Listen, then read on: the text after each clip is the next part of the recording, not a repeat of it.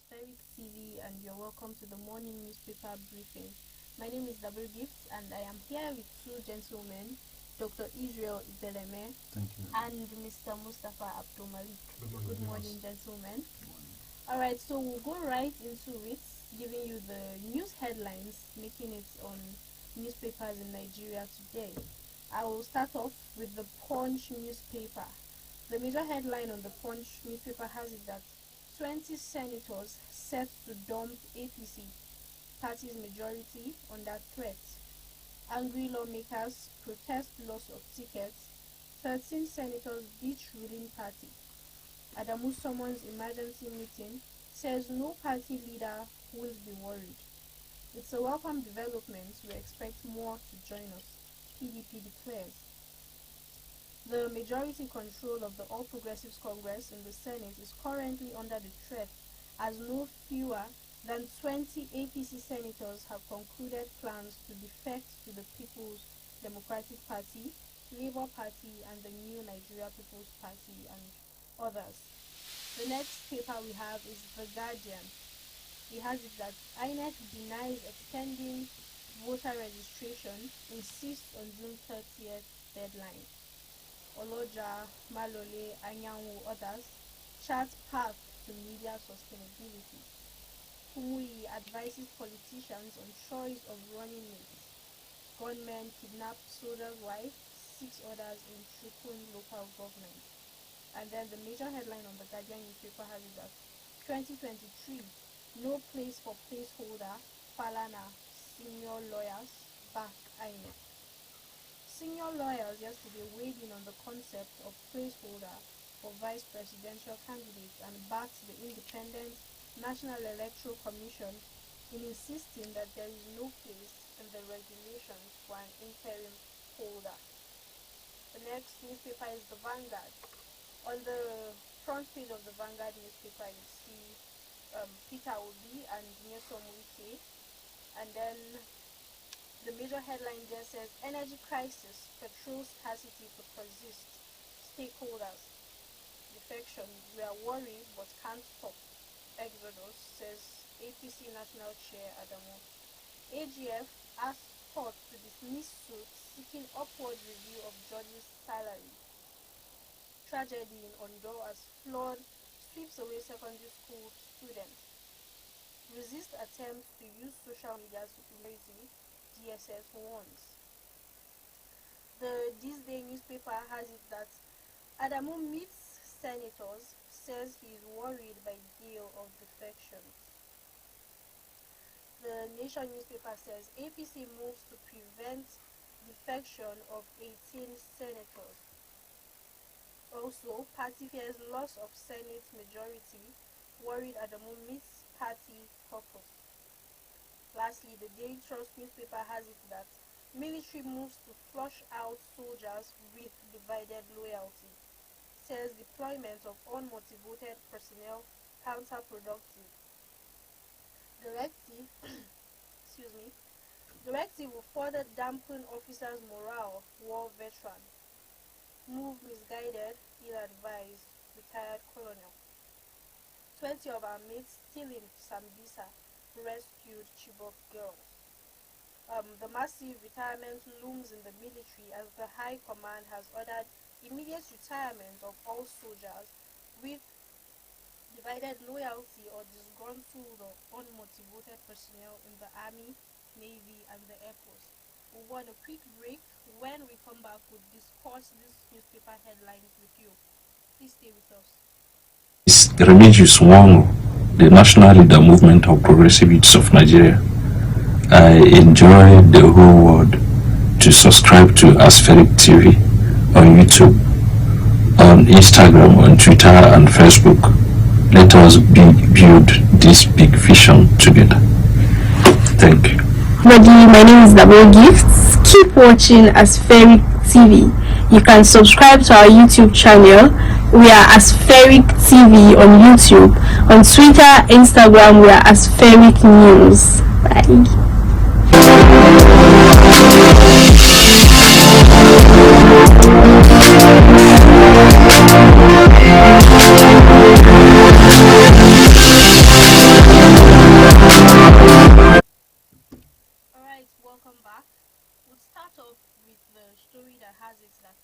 20 senators set to dump APC party's majority under threat, and Adamu meets party caucus. Dr. Israel, I'd like to start with you on this issue of defection from the All Progressives Party.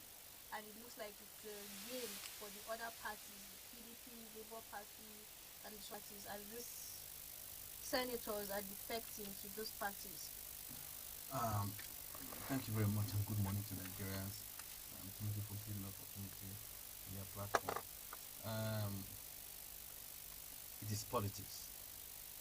It's a game of interest. You must go to where to favor you. If you recall, after the election, after the primary election, Senate President made a comment and said that he's so worried about the majority of the National Assembly members not able to return their seats, win their seats.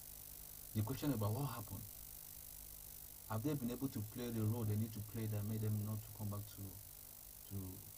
for a return, again a return ticket? It's a political period, so you should expect defections because of indecisive, because of decisions making, and also favoritism as well. So if you feel that you're not very in party A, you are moving to party B, maybe they're giving you an opportunity to ARP or to give a ticket. So if you watch carefully, you see people moving from one party to another. This is just the season. So it's like a transition season. People are jumping from one place to another just to get a place to stay. You understand? The most important thing is 2023. But do not forget that the system have changed. At this time, Nigeria is not voting for party. They're not voting for individual. So regardless of the party that they to, their personal integrity is what matters most. Of course, yes. Regarding the party you're defect to, their personal integrity is what matters in the party now.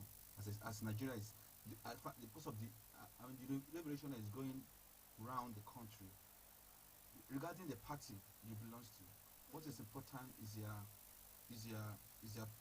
commitment to the people. People rate you based on your achievement. They're not rating politician based on your achievement and what you have done and what you need to do. So that's actually what is going on now. So they are moving, and the national chairman said that they are worried. Yes, nobody must be worried. Even if in your house, if somebody is traveling to UK and you're from Nigeria, you should also be worried. How would he live and all of that? People are worried because this bond has been there. They've been there together. You understand? So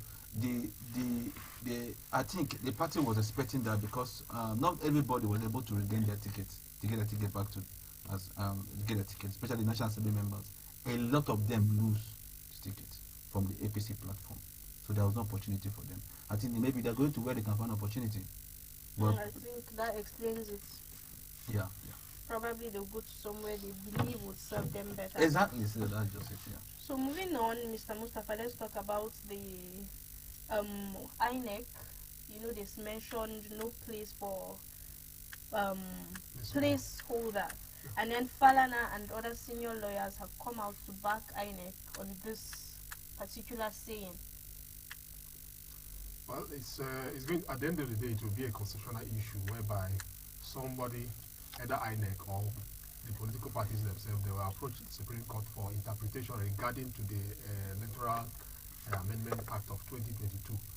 So, right now, it will be a serious problem. It means APC doesn't have, they will make use of the person they named as their running mate. Also, the Labour Party and whatever political party that have something, an interim running mate. So I does think this it will mean not that work well. in the long run nobody can change the That is what INEC is saying, that look, there is no in the constitution, that is the Electoral Act of 2022, there is no position for placeholder, there is no position for an ad hoc running mate pending till when you settle down before you pick your running mate. Yeah, so what if based on personal interest or something, the running mates themselves decide to voluntarily step down? Is that a breach of any? You see, the fact is that INEC has timetable for everything that you must be done. You must capture it within that time frame to say, okay, look, from so time to so time, you are expected to conduct your primary election, and from so time to so time, you collate the names of the House of the National Assembly members, and as well as the party flag bearers should be submitted within this stipulated time. I believe that APC and Labour Party, they currently packaged what they call placeholder now and submitted with the intention of they will withdraw and bring up the real candidate that they want to be the running mate. Of which now INEC is now saying that, look, no, by law, there's no position for that. You have submitted a name, which at the end of the day, it will alter the timetable, and that is what INEC is talking about. Senior lawyers are beginning to talk about it. What it matters in this case now is like the future time, political parties should not do this, and that is what I believe INEC is trying to like curtail. Alright, so moving on, Peter Obi visits Governor Wike in his Port Harcourt residence. Do we sense some form of coalition, seeing that Governor Wike had lost his election under the PDP? He was coming out for the presidency, and then he lost to Atiku. And then we know that Peter Obi was pursuing that same position in the same party, that's the PDP, until he defected, and then he has been given the presidential ticket for the Labour Party. And then we don't really have any details of this meeting, as it was a closed door meeting.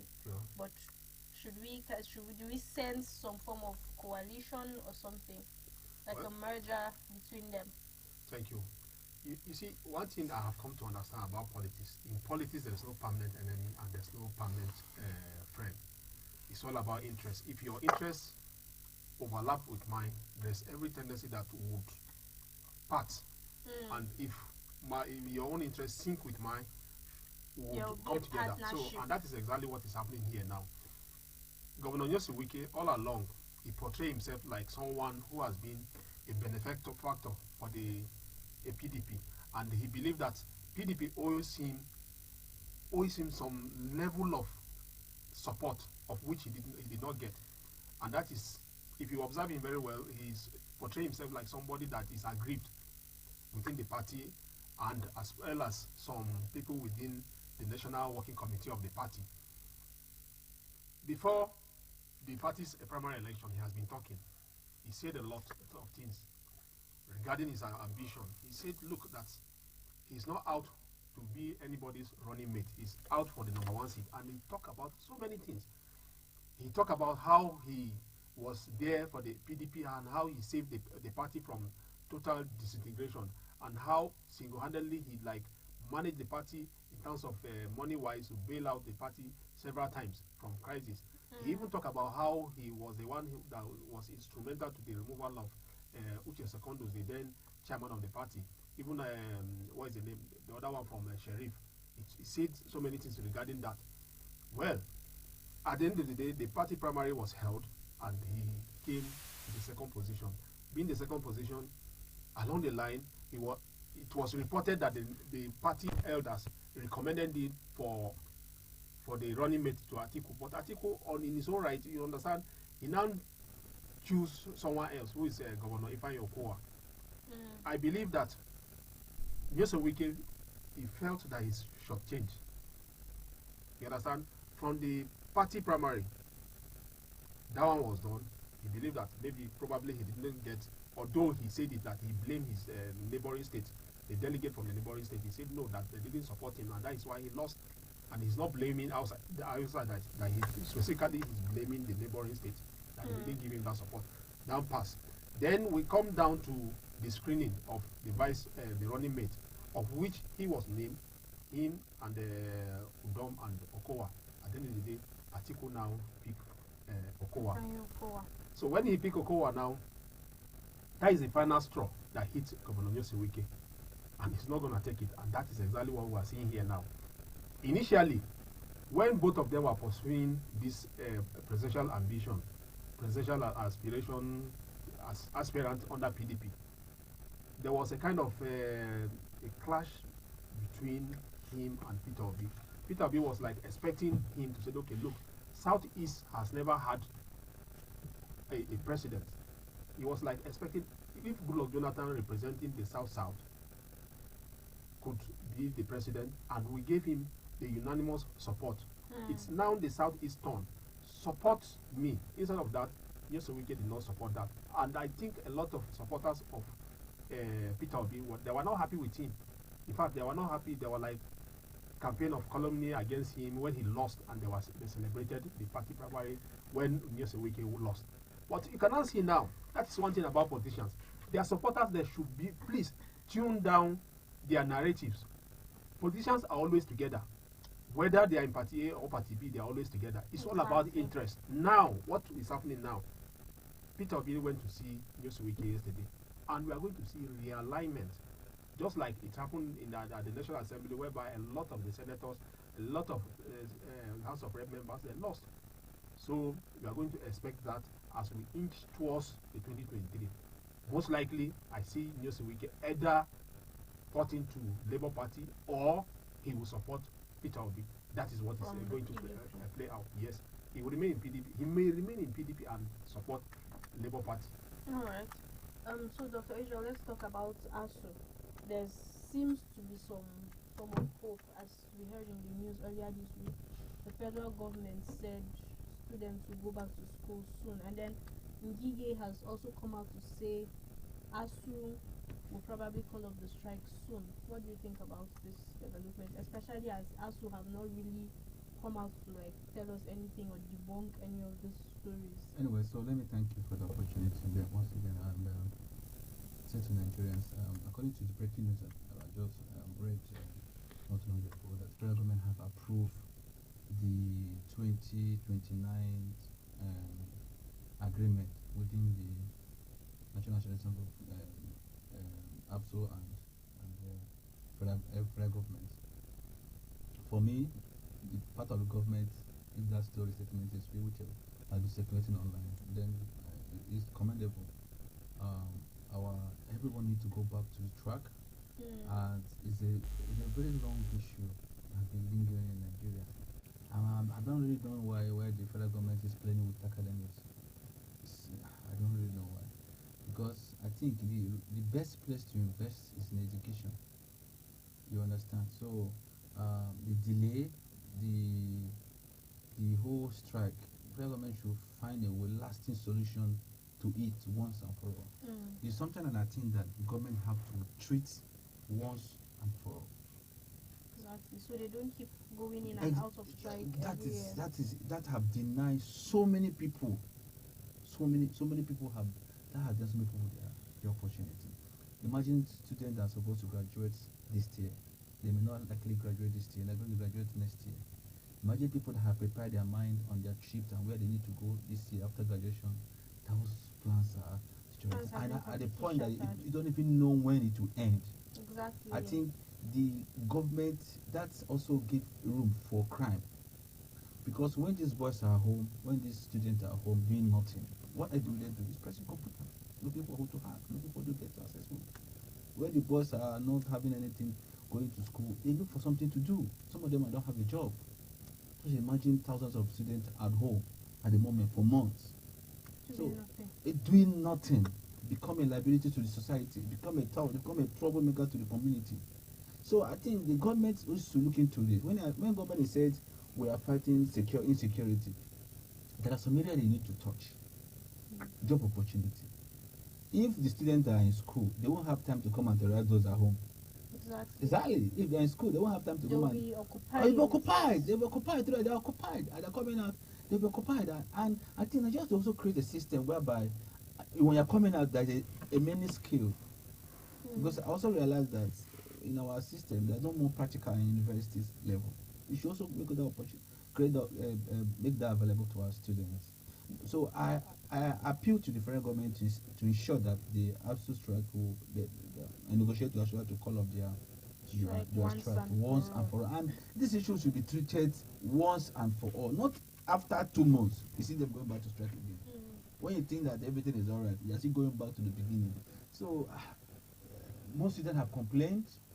Yeah, we've even gone on strike, and protest, demonstration, nothing like that. But I think I trust the government of President Mohamed Buhari. I pray that most of them are responsible for this issue, so to ensure that they shouldn't get back to school as soon as think in addition to that, there is a contentious issue between ASU and federal government. You observe very well, it's not only one administration. Another administration will come again, there will be other issues. There is this hidden point that federal government is talking about. Say, look, most of the universities, students pay tuition fee. It means universities are revenue generating institutions. What are they doing with their money? That is what the federal government is asking about. They said, okay, if each time they ask for more money, federal government will now make reference to that. They said, okay, if you are generating money, what are you doing with it? That is one aspect that federal government keeps talking about, and that is one aspect too that also has not been able to come out clearly to explain, to say, okay, this is what we do with the fund. If you observe very well, ASU is just an association of university teachers. They are on their own. What they are clamoring for is better funding of the university, dedicated funding of research grants. This is what they are calling for. Whereas the aspect of money that accrue to the university administration is being managed by the vice chancellor and the management team. So ASU doesn't have access to that. But federal government keep on making reference to that. Say, look, if you are asking for money, what have you been doing with this? Of which federal government is trying to say, okay, look, if it's in that case, we'll hands off everything regarding funding so that completely you'll be financially independent. And ASU is saying no. And if you look at it very well, just like Dr. Israel said, the major people that suffers this are the students. Not just the student, the parent to that fund this student. A situation whereby somebody is supposed to spend like 4 years being on an undergraduate program is ending up spending 6 years. Who is providing that fund? The 2 additional years, who is providing that? Is that the parent is not happy. Likewise, the student himself is not happy to be in the school. You understand? When somebody is 25, before you know, he's already 28 and on the graduate program, and you are expecting that person to graduate, and most of the employers out there, they are saying age, they are setting age limit to say, okay, this is what they will take, 27 years. Now, some organizations are even reducing it to 25 years because you observe very well, 24 years, 23 years are already graduate. That's and don't forget, those private, that is what I want to point out. If you observe those private universities, whereby they are paying like 4 million per session, they will spend only 4 years. Their mates in a public school, they will end up spending like 6 years, whereas they will spend like 3-4 years, they are already graduated. And you see them, young men, young women, they are already graduated, they are working in the choice companies. Whereas this one, before they will even go for NYC, they will become adults. So let's talk about the military. The military has moved to flush out soldiers with provided loyalty. That's people that are not really acting in the system anymore. The military has set out to send those people away. So I want to get your opinion on that. Exactly, if this move is like a good one. I mean, we're supposed to be trying to get more people since we are fighting the insecurity in the country. What do you think about the military trying to flush out some of these people? For me, let me comment on the decision of the military in this action. If you recall that there are so many incidents and complaints with videos of showing it, whether true or not, accusing military personnel, supplying arms to the bandits, supplying arms to Boko Haram, supplying arms to all these guys. The question I asked myself, an armed robber that is with the AK-45 with military flag, where did he get it from? Some of them wear military outfits, in fact. The bullet, where did they get it from? Do you say bullets? I said, no, from the security. Somebody somewhere is doing that. You understand? Until they did the internal search, clean up the system, then you will see the transparency and the effort that the military and our security team are making. Because I see this at most time, I see it as sabotage. I don't know who they are, but I see it as sabotage. But I think the efforts that the military is making to ensure that they clean up the system, they should, they're trying to clean themselves is more better than even going to Boko Haram. Because if you are not together, you can't win this war.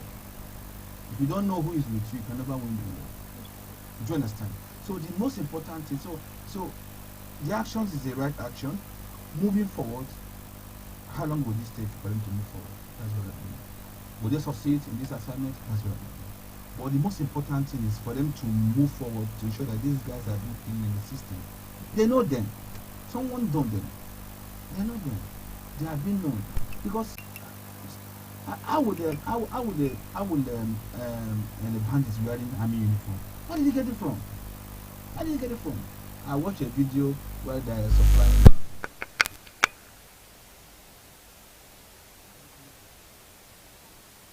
I think if it's from them and they decided to clean the system, and I will commend them on that.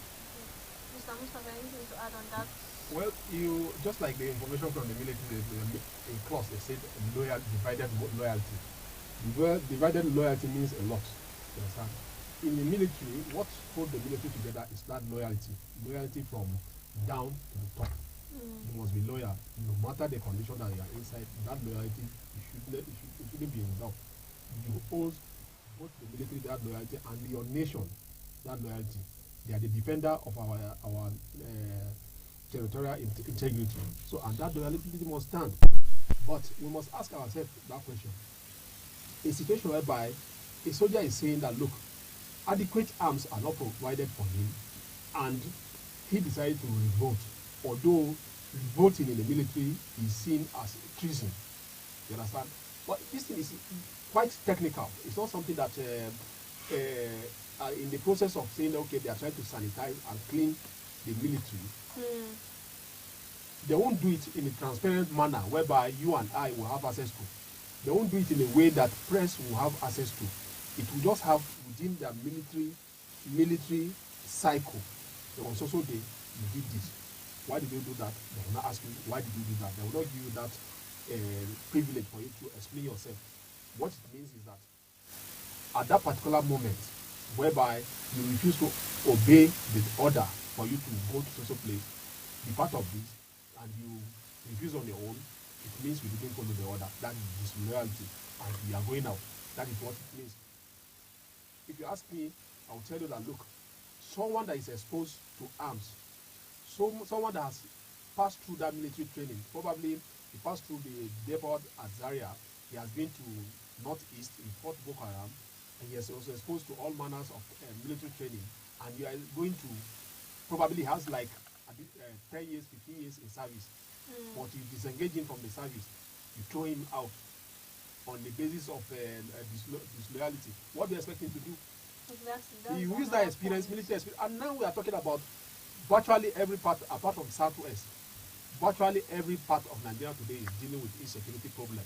It's like you are throwing somebody who is exposed to military training experience into the hands of the bad guys out there. They'll quickly snatch him and you make use of him. It's a matter of what the military is giving him. Instead of even giving him, instead of appreciating his effort, they have now thrown him out. And the bad guys are out there. They will just quickly take it. Okay, so do you think the military should rather reform such people? They need to. And maybe give them temporary punishments rather than just dismissing them completely. You see, why it's difficult? Military has a laid down rules and regulation. It's not like the civil society where you hear that they will say, okay, you like this. No. Military, they have their own laid down rules and regulations. Let me give you an instance. In 2016, I went to visit a soldier that was somehow at a Greek prison. And what was his offense? He said on a particular day in 2015, when they were deployed to Mongono, in Borno, they complained to their CEO, the commanding officer, to say, look, sir, we don't have night vision Google to enable us travel at night. Let us proceed the following morning. But the CEO now insisted that they must proceed that night. And when they proceeded, they were ambushed by the terrorists. And out of their platoon, he said about only 6 of them survived. Due to what they encounter, the remaining survivors that they came to the barrack and started shooting, of which the military now said that is there's a language they said it, and they were sentenced to death. From their death, it was coming to life imprisonment. I saw him at Kirikiri prison in Lagos. When I was like trying to sympathize to say, look, he said, no, I should just forget about it, that he's better in the prison than being at the war front there. So you understand? So that is the situation I'm talking about here now. This is somebody that is exposed to warfare. And you now said, okay, you ease him out of the system to say, okay, go to the civil society and live your life and continue your life there based on disloyalty. How do you expect that person to do? It's either he pick up that experience that he has and use it gang somewhere else. Gang up with other like minds and use it somewhere else to get money to survive with his family. So still on this insecurity issue, after about 7 years, more of the Chibok girls that were kidnapped have managed to escape, and then according to them, 20 of their mates are still in captivity. So what do you have to say about this whole dragging kidnapping thing? It's been more than 7 years and the government has not been able to do so much, or I don't know, to like ensure the release of all of these girls. The ones who have been found mostly escape and then they are found along the line.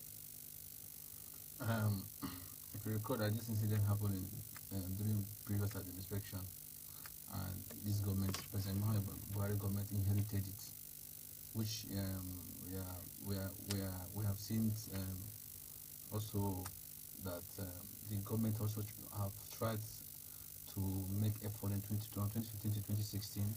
Also, there was a negotiation that was going on at that point to ensure that the kids were out. Also, I think the president traveled, was it Niger Republic or something there to also negotiate, remember, and all of that. But the point is, this security in the country, as you said today, nobody is rising every day.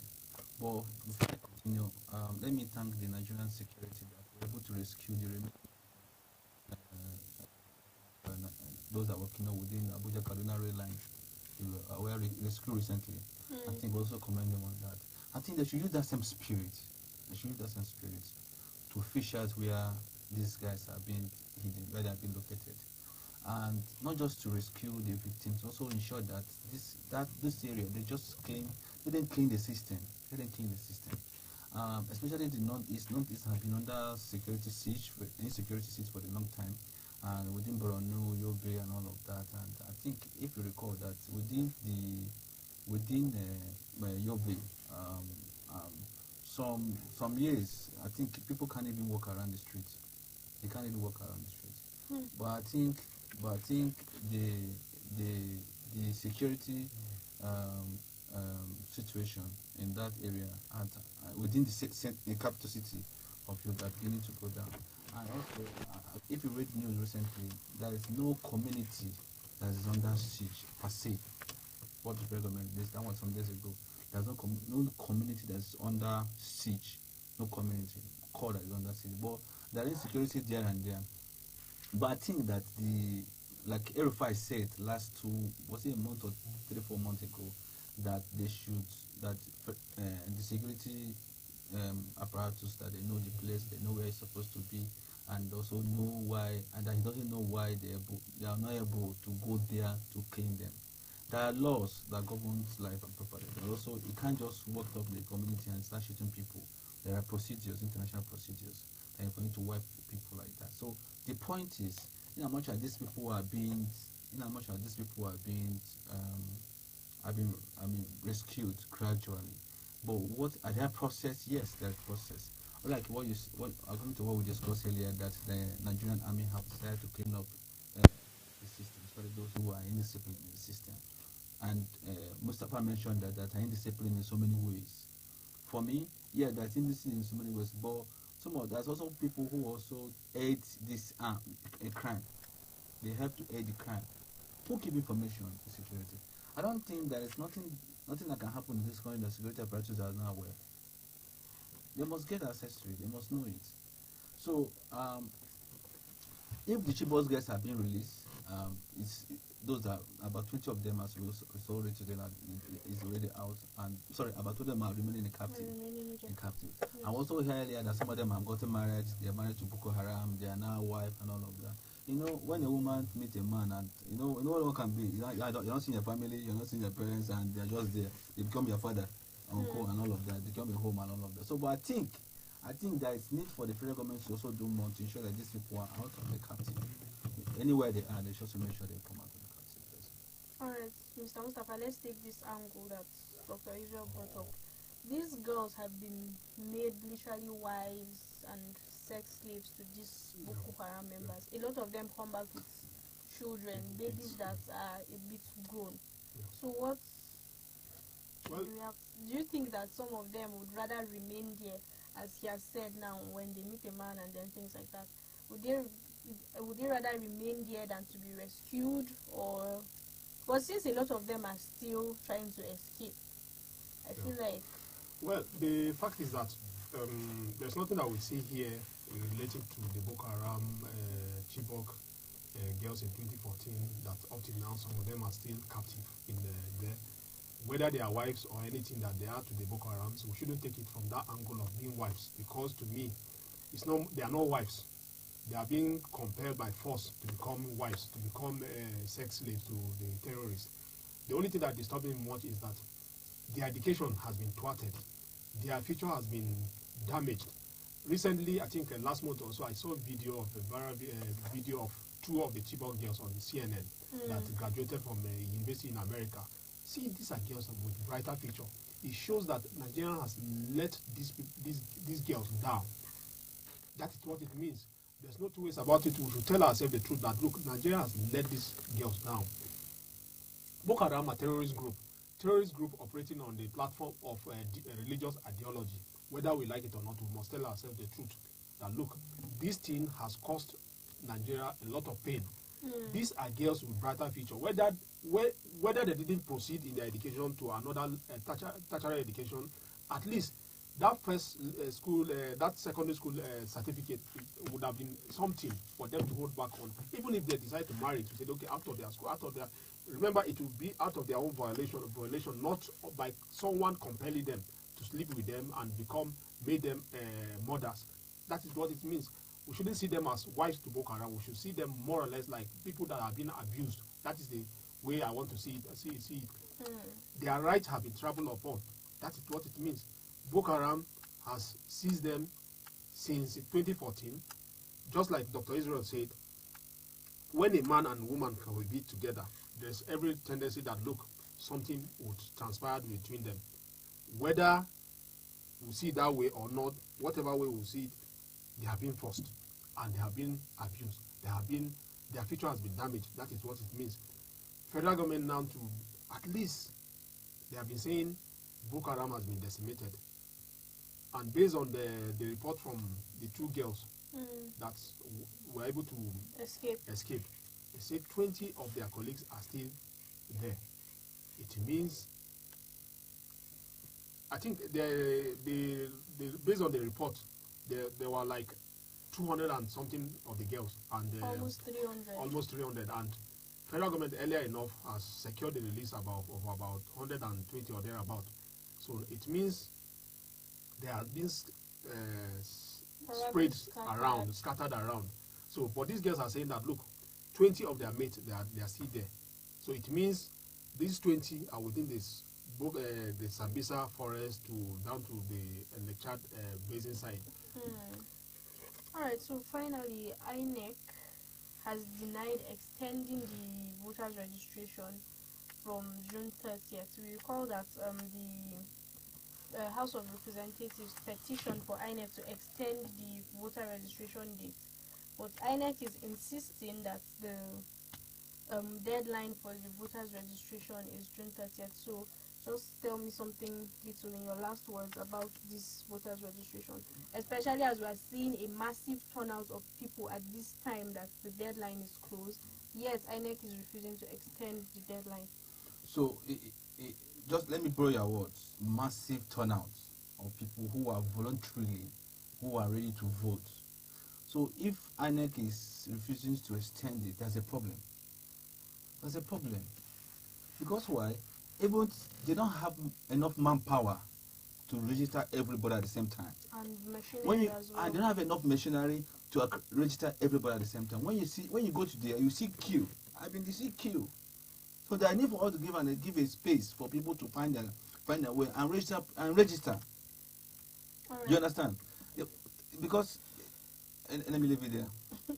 Yeah, it's the right of Every Nigerians Nigerian, to vote. yeah. So it is actually the right of Nigerians to actually go through this process and register. So are you for INEC extending the date, or it should be? There's no two ways about it. They have to extend it because it's constitutional. Every adult Nigerian has that constitutional right to vote.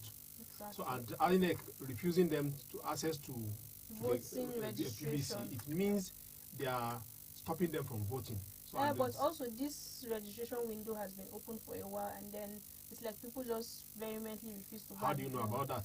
the registration. How do It you has know been about that? going on for a So while. it means that people every day But people it's keep people. towards There's the no end day. that we are seeing. There's and no day that people doesn't troop out to the PVC registration center nearest. Do not forget there's a court order that said that INEC must ensure that everybody gets is his registered. registered. Yes, there's a court order. Let the law take it. Take its course, exactly. So there you have it. Try and register for your PVC before the deadline, which is June 30th of this month. Except, June 30th, I beg your pardon. Except if INEC decides to maybe extend the registration date. My name is W Gifts, and Dr. Israel Ibeleme and Mustafa Abdul Malik have been with me. Please subscribe to our YouTube channel. We are Aspheric TV on YouTube. Follow us on all of our social media platforms: Facebook, Twitter, Instagram. We are Aspheric News. Please join us tomorrow. Bye.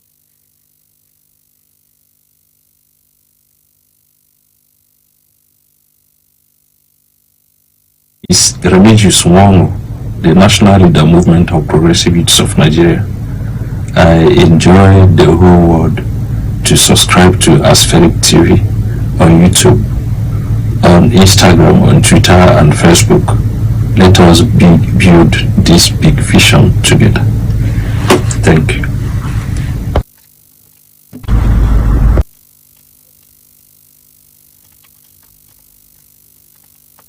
Keep watching Aspheric TV. You can subscribe to our YouTube channel. We are Aspheric TV on YouTube.